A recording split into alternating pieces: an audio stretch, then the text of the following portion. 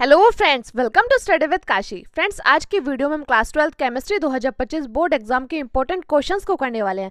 Friends, आज की video बहुत ही ज़्यादा इंपॉर्टेंट होने वाली है क्योंकि आज की वीडियो में हम सभी महत्वपूर्ण प्रश्नों को करने वाले हैं जो कि हमारे हर साल पूछे जाते हैं। तो देख लीजिए, इसमें हमारा पहला क्वेश्चन है, अभिक्रिया की कोटि से आप क्या समझते हैं? शून्य कोटि की अभिक्रिया के लिए वेग स्थिरांक का मान तथा मात्रा ज्ञात करो। तो फ्रेंड्स, ये क्वेश्चन आपका 2014, 16, 19, 23 और 24 में आया हुआ है और 2025 में आने के इसके पूरे चांसेस है। तो पहले हम ये जान लेते हैं कि अभिक्रिया की कोटि क्या होती है। तो अभिक्रिया की कोटि किसी अभिक्रिया की दर समीकरण में व्यक्त अभिकारकों के सांता पदों की घातों का योग उस अभिक्रिया की कोटि कहलाता है। यानी कि अभिक्रिया की कोटि किसी अभिक्रिया की दर समीकरण में व्यक्त अभिकारकों के सांता पदों के घातों का योग होता है, तो उसे भी हम क्या बोलेंगे, उसे हम अभिक्रिया की कोटि कहलाते हैं। अब देख लीजिए, बात आती है उदाहरण की। उदाहरण है H2 प्लस Cl2। ये क्या है? यहाँ उत्प्रेरक है HNU और H2O, और देख लीजिए यहाँ पे है 2HCl यानी कि हाइड्रोक्लोरिक अम्ल। तो देख लीजिए एक बात और, ये जो HNU है, किसी भी उदाहरण में या किसी भी क्वेश्चन में आपको यहाँ पे उत्प्रेरक HNU मिले तो आप समझ जाना कि ये शून्य कोटि का क्या है, उदाहरण है। अब देख लीजिए, हमसे क्या पूछा गया था? शून्य कोटि की अभिक्रिया के लिए वेग स्थिरांक का मान तथा मात्रा ज्ञात करो। अब हमें क्या करना है? शून्य कोटि की अभिक्रिया के लिए वेग स्थिरांक का मान और मात्रा ज्ञात करना है। अब हम करेंगे शून्य कोटि की अभिक्रिया के लिए वेग स्थिरांक यानी कि k बराबर x/t। यहाँ से हम क्या करेंगे? यहाँ से हम मात्रक निकाल लेंगे।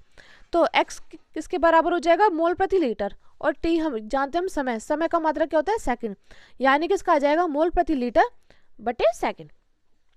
अब देख लीजिए फ्रेंड्स, हमारा दूसरा क्वेश्चन फ्रेंड्स, ये मोस्ट इंपोर्टेंट क्वेश्चन है, बार बार हमसे बोर्ड परीक्षा में पूछा गया है। अब देख लीजिए, फैराडे के विद्युत अपघटन के नियमों को लिखिए। तो फैराडे का विद्युत अपघटन का नियम कौन कौन से? पहला है हमारा प्रथम नियम।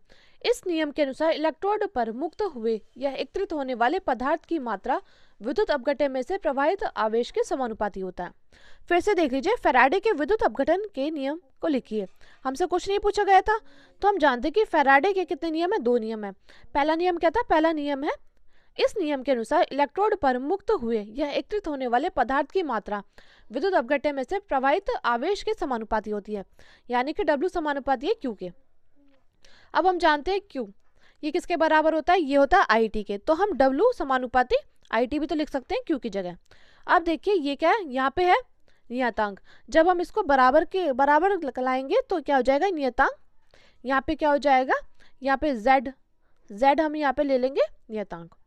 तो Z क्या है? स्थिरांक है, इसको नियतांक या स्थिरांक भी बोलते हैं। विद्युत रासायनिक तुल्यांक। अब देख लीजिए, यहाँ पे है W बराबर ZIT। अब देख लीजिए, बात आती है, यहाँ पे आ गया ZIT। ये ZIT की जगह हम क्या लिख सकते हैं? W भी लिख सकते हैं। तो हम यहाँ पे लिखेंगे W बराबर ZQ। अब देख लीजिए, हम क्या लिखते हैं? हम लिखते हैं, यदि प्रवाहित आवेश Q बराबर 1 कूलाम है तो W बराबर Z। अब हम लिखते हैं, 1 कूलाम आवेश प्रवाहित करने पर इलेक्ट्रोड पर मुक्त होने वाले पदार्थ का भार उसका विद्युत रासायनिक तुल्यांक कहलाता है। कि 1 कूलाम आवेश प्रवाहित करने पर इलेक्ट्रोड पर मुक्त होने वाले पदार्थ का भार उसका विद्युत रासायनिक तुल्यांक कहलाता है, यानी कि W बराबर Z के। अब देख लीजिए फ्रेंड्स, हमारा अगला क्वेश्चन क्या है? अगला क्वेश्चन है हमारा, अगला क्वेश्चन नहीं फ्रेंड्स, द्वितीय नियम। वो तो हमारा था प्रथम नियम। तो द्वितीय नियम क्या है? इस नियम के अनुसार जब विद्युत धारा की समान मात्रा विभिन्न विद्युत अपघट्यों में प्रवाहित की जाती है तो इलेक्ट्रोड पर मुक्त मात्राएं उनके तुल्यांक के भारों का विद्युत रासायनिक तुल्यांक के समानुपाती होता है। तो देख लीजिए, द्वितीय नियम क्या था? इस नियम के अनुसार जब विद्युत धारा की समान मात्रा विभिन्न विद्युत अपघट्य में प्रवाहित की जाती है तो इलेक्ट्रोड पर मुक्त मात्राएं उनके तुल्यांक के भारों के विद्युत रासायनिक तुल्यांक के समानुपाती होता है, यानी कि W/W2 बराबर E1/E2। ये क्या है? ये हमारे भार, यहाँ पे लिखा है ना, उनके तुल्यांक की भार का विद्युत रासायनिक तुल्यांक के समानुपाती होता है। तो W1/W2 बराबर E1/E2। तो W1 की जगह हम क्या लिख सकते हैं? W1 की जगह हम लिख सकते हैं Z1IT, और इसकी जगह Z2IT बराबर I1E1/E2। तो फ्रेंड्स, ये था हमारा द्वितीय नियम। अब देख लीजिए, हमारा दूसरा क्वेश्चन क्या है? अगला क्वेश्चन है हमारा, विद्युत अपघटनी सेल तथा गैल्वेनिक सेल में अंतर स्पष्ट करो। फ्रेंड्स, ये मोस्ट इंपोर्टेंट क्वेश्चन है, हमसे बार बार बोर्ड परीक्षा में पूछा गया है। तो देख लीजिए, ये क्वेश्चन आपका 2022, 20, 17 और 15 में आया हुआ है। अब हम एक जगह लिखेंगे विद्युत अपघटनी सेल, एक जगह लिखेंगे गैल्वेनिक सेल। तो इसमें हम पहले लिखेंगे, आप देख लीजिए, बस आपने अगर एक याद कर लिया तो दूसरा आप खुद से लिख दोगे, क्योंकि ये क्या होते हैं, ये हमारे एक दूसरे के अपोजिट होते हैं। तो जब ये हमारे एक दूसरे के अपोजिट होते हैं तो विद्युत अपघटनी सेल लिखेंगे, एक जगह लिखेंगे गैल्वेनिक सेल। यहाँ लिखेंगे यह विद्युत ऊर्जा को रासायनिक ऊर्जा में क्या कर देता है, बदल देता है। क्या लिखेंगे, यह विद्युत ऊर्जा को रासायनिक ऊर्जा में बदल देता है। यहाँ गैल्वेनिक सेल में लिखोगे यह रासायनिक ऊर्जा को विद्युत ऊर्जा में बदल देता है। यानी कि हमने एक बस ये याद कर लिया, तो फिर हम क्या करेंगे, इसका अपोजिट लिख देंगे। यह विद्युत ऊर्जा को रासायनिक ऊर्जा में बदल देता है। तो देखिए दूसरा क्या होगा, यह रासायनिक ऊर्जा को विद्युत ऊर्जा में बदल देता है। अब देख लीजिए इससे अगला क्या है, अगला है हमारा, इसमें एनोड पर +V तथा कैथोड पर -V चार्ज होता है, और इसमें एनोड पर -V तथा कैथोड पर +V चार्ज होता है। अब देख लीजिए अगला है, दोनों इलेक्ट्रोड एक ही विलयन में डूबे रहते हैं, और इससे अगला है, दोनों इलेक्ट्रोड अलग अलग विलयनों में डूबे रहते हैं। जब भी एक विलयन में डूबेगा तो वो अलग अलग विलयन में डूबेंगे। आप देख लीजिए अगला क्या है, अगला है लवण सेतु नहीं होता। इनमें क्या, इनमें लवण सेतु नहीं होता और इसमें लवण सेतु होता है।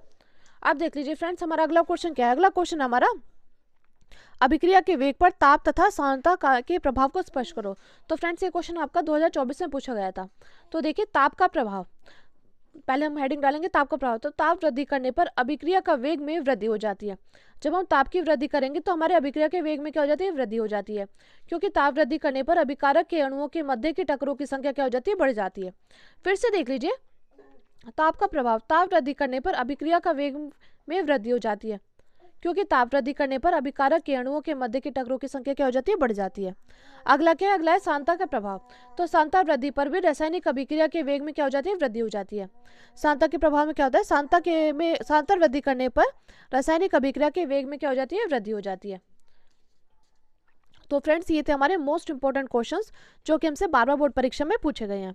मैं उम्मीद करती हूँ फ्रेंड्स आपको वीडियो अच्छी लगी होगी और आपको क्वेश्चंस अच्छे समझ में आए होंगे। अगर आपको वीडियो अच्छी लगी हो तो प्लीज़ हमारे चैनल को सब्सक्राइब कीजिए, वीडियो को लाइक शेयर कमेंट जरूर कीजिएगा। Thank you, thanks for watching. और एक प्यारा सा कमेंट जरूर कीजिएगा, क्योंकि आपका कमेंट मेरे लिए मोटिवेशन काम करता है। Thank you, thanks for watching.